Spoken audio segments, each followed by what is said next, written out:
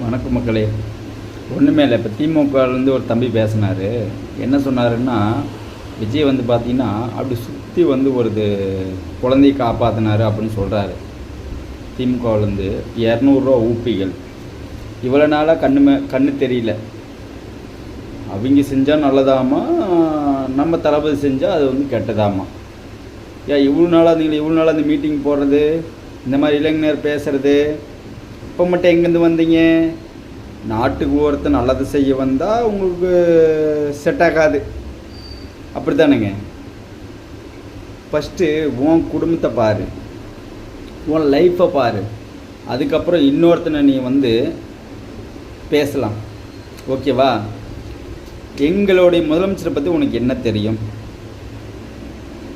அவர் வந்து 30 வருஷமாக என்ன செய்கிறாருன்னு உனக்கு தெரியுமா? என்னென்ன மக்களுக்கு நன்மை செய்கிறான்னு தெரியுமா?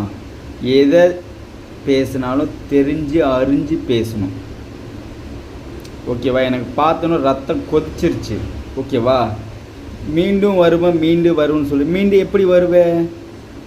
உன்னால் முடிஞ்சால் 6 தொகுதி இடைத்தேர்தல் வருது, அதில் உங்களுடைய முன்னாள் முதலமைச்சர் மு.க. ஸ்டாலினை நிற்க வச்சு ஜெயிச்சுப்பார், ஓகேவா?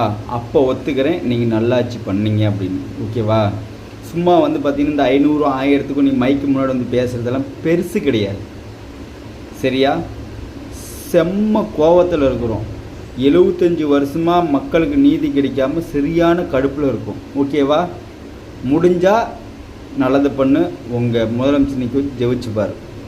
வரேன்.